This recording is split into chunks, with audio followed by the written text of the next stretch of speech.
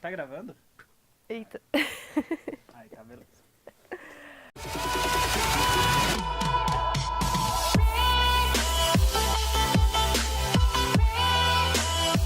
Sejam muito bem-vindos para mais um vídeo aqui no canal, Fora de Classe. Eu sou o William Neto e hoje nós vamos entrevistar uma pessoa muito especial, a professora Júlia. Oi, Júlia, tudo bem? Bom Oi, dia. Bom dia. Bom, então, para me apresentar, eu sou a Júlia, eu tenho 30 anos e eu dou aula há 3 anos. Ok. Júlia, quem era a Júlia quando criança? Quais os desejos, sonhos, vontades? Cara, quando eu era bem criancinha, assim, eu tinha aqueles sonhos de criança de profissão, né? Eu queria ser bailarina, nunca fui. Veterinária, professora, eu brincava muito de ser professora em casa. E na faculdade o meu sonho mudou quando eu fui, né, adaptando as minhas ideias de acordo com os meus gostos, que foram mudando também. E aí eu resolvi que eu ia trabalhar com cinema, e aí eu tinha esse sonho de ser famosa, né, de ir pra um red carpet, ganhar um Oscar. Também não aconteceu ainda, né? Ainda? Quem sabe. Quem sabe. E então meu sonho, assim, de juventude foi ser famosa no cinema. E ganhar muito dinheiro. Nossa, rica, eu tô esperando ainda, já falei pros meus alunos que agora eu conto com eles pra esse sonho se realizar. Uns presentes, ganhar uns presentes. Voltando lá atrás, como foi o primeiro dia de aula? Na faculdade, Na né? faculdade. Então, meu primeiro dia de aula eu não lembro direito, assim, dos detalhes. Eu lembro mais da minha recepção como caloura, que eles fizeram uma reunião, né? Era uma época que a calourada tava ficando meio violenta, que tinha uns casos, assim, meio chatos dentro das calouradas da UNB. E aí o pessoal tava tentando mudar isso. Então, a nossa recepção foi bem amigável, eles receberam, fizeram crachazinhos. E aí a gente tinha os nossos padrinhos, né? E a gente fez uma coisa meio que de adivinhação de quem era o padrinho e ganhava um presente do padrinho. Legal. Aí eu ganhei um presente meio suspeito, mas tudo bem. Foi divertido, assim, deu pra rir e descontrair. Acho que todo mundo... Não teve muito de bebida, assim, aquela forçação de barra. Então foi bem legal, assim, foi bem divertido. Foi bem descontraído, Foi, então. e bem amigável também. Muito legal. Quando você passou no vestibular, como você comemorou? Eu também não lembro. Brincadeira. Não, é porque eu passei no vestibular de segunda chamada. Então não foi naquele momento quente, né? Que todo mundo tá super se sujando. Porque eu não passei no primeiro momento. Foi depois que meu pai viu que eu tinha sido pela segunda chamada. E aí eu acho que foi em casa mesmo, assim, só fiquei Com a família. feliz. E meio que inacreditável, assim, né? Nossa, passei, Caramba. tipo assim, de segunda chamada, foi muita sorte. E quando você passou no vestibular, foi pro curso que você desejava, pro curso que você Foi. sempre sonhou? Na verdade, como eu falei, a gente vai se adaptando, né? Minha primeira ideia de curso tinha sido arquitetura, mas eu não desenhava. E depois eu descobri que tinha cálculo em arquitetura. E aí, assim, não ia rolar de jeito nenhum. Humanas total. Humanas total. E aí eu mudei, eu falei, vou pro design, mas o design também tinha que ter habilidades manuais, assim, de desenho. Eu nunca tive muito. E aí eu falei, cara... Aí eu fiz intercâmbio quando eu tinha 15 anos e descobri o audiovisual, o vídeo. E achei super bacana, porque eu também gostava muito de teatro, era uma das minhas ideias. Aí eu fiz o vestibular, primeira opção pro teatro e segunda para audiovisual, né? Na UNB, que ainda era dentro de comunicação. E aí eu não passei na específica do teatro, que era bem complexa, tinha que fazer monólogo, enfim, tinha uma série de exigências, assim, bem... que eu achava bem complexo, assim, para quem nunca vivenciou, né, a experiência teatral.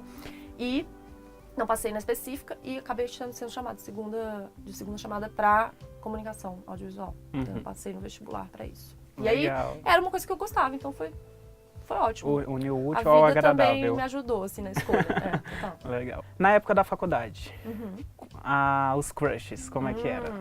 Vários, né? Eu não sei. Na época da faculdade foi um momento que eu me descobri também, que eu comecei a me aceitar mais, o meu cabelo, enfim, o meu corpo. A gente sempre... Mulher tem muito problema, né, de autoestima, assim. Então, na faculdade foi um momento em que eu descobri minha beleza e aí rolou aquele momento, assim, de quando você tá assumida, assim, você tá bem, né, que Sou você poderosa fica... e pronto. E aí você arrasa. Então eu tinha vários crushes. foi o meu momento mais, assim, digamos, vou falar uma palavra assim meio complexa, né, de pegação. Não, eu curti bastante, eu tive vários crushes, fiquei com muita gente. Tinha um namorado também, um namoradinho de faculdade, que foi meio que o namoradinho da faculdade. Durou praticamente todos os anos. E então foi bem legal. Não foi assim. só uma paixão de adolescência? Não, a gente ficou um bom tempo, a gente ficou uns dois anos e meio, mais ou menos. Aí ele foi embora também, ele viajou para São Paulo.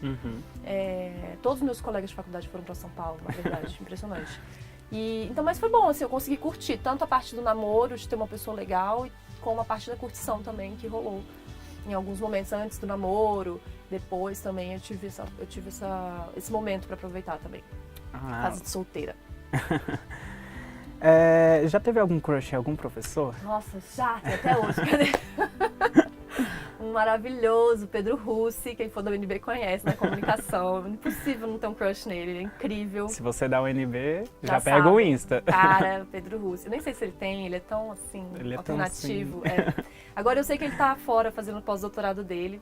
Mas ele é muito incrível. Ele foi o professor que, primeiro, a inteligência assim absurda. Ele era muito alternativo, se vestia de um jeito com umas calças coloridas. Ele não tava assim, ele não ligava muito pra ser. A galera falava. Ele tava tanto que o pessoal ria com as calças coloridas dele. Eu falava, gente, essas calças maravilhosas. E as aulas dele eram muito boas. Ele foi um dos professores que me conquistou no sentido da licenciatura mesmo, da docência. Na aula dele eu descobri que era possível ser assim, uma transformação mesmo, sabe? Eu me transformei muito nas disciplinas que eu peguei com ele. Então, ele virou meu crush acadêmico porque ele era muito incrível, um professor maravilhoso, super inteligente, e ainda era uma gracinha. Então, Pedro, até hoje eu quero ele como meu orientador pra tudo, porque ele é muito bom. Uma dúvida, tinha cabelo grande? Tinha! Porque hoje o crush de todos tem cabelo comprido. Ele tinha, bem bagunçado, assim. Ele usava uns anéis de coco, que eu amava. Aí ele ficava tirando o anel de coco, botando na mesa, assim. Igual o que eu faço também, porque eu nunca consigo ficar com o anel na mão.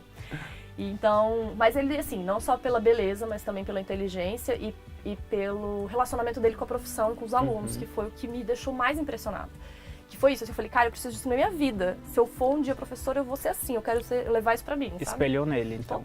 Total. Ele é uma das minhas grandes influências. E por que escolheu a profissão de professora?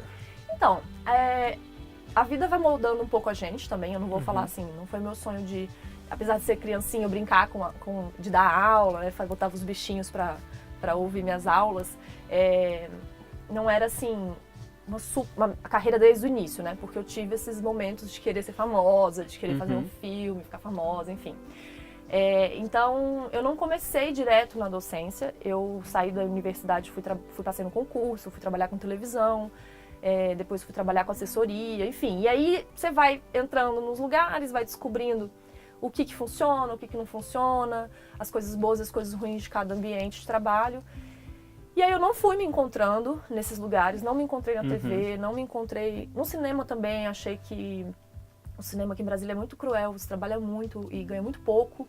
Eu não me via nesse lugar de escravidão, praticamente, assim, sabe? Então eu fui meio que eliminando coisas da lista e a ideia da docência estava lá no fundo, assim, me acompanhando, assim, sabe? Tipo, como se eu estivesse num trem e a paisagem, assim, estivesse me acompanhando. Não era a primeira opção, assim, não era então. a primeira, não. Primeira. Mas depois, quando eu estava em assessoria e eu vi que eu também não estava feliz, eu falei, cara, comecei a achar cada vez mais que era isso. Porque eu falei, não é possível, não é isso, então o que será? Também não é isso, o que será? Aí a docência lá gritando lá no fundo, né? Olha pra mim. Eu tô aqui. Aí, quando eu terminei a assessoria, me demiti e fui tentar mandar os currículos, fui chamada para fazer substituição de um professor aqui no CEUB. Para você, professor tem a função de educar, a mesma função que os pais? Não, eu acho que ensino superior, a pessoa já vem formada, né, com caráter formado. Então, aqui eu acho que o nosso papel é mais tentar direcionar um caminho também? Transformar as pessoas no sentido de fazer elas se descobrirem o que elas gostam de estudar. Eu acho que despertar, sabe? O olhar, despertar o conhecimento, assim, a vontade de ter conhecimento. Então... E até mesmo fazer a pessoa se conhecer. A gente é mais um guia, assim, de tentar mostrar as possibilidades que vocês, os caminhos que vocês podem percorrer. Então é mais uma orientação de descoberta, assim mesmo. O trabalho vem de dentro de cada aluno, né? A gente está meio que só para ali para acompanhar. Ah, muito legal. Pra gente encerrar, uma pergunta que eu acho que vai bombar, que bomba entre as faculdades, né, as instituições de ensino. Dá para dar aulas sem tecnologia? Ai, cada vez mais difícil, né? Eu acho que não, ainda mais dentro da comunicação, que envolve, né, equipamentos, envolve toda uma série de... A comunicação em si envolve tecnologia, né? Não existe comunicação sem tecnologia. A própria carta é uma tecnologia, uma técnica de se comunicar, né?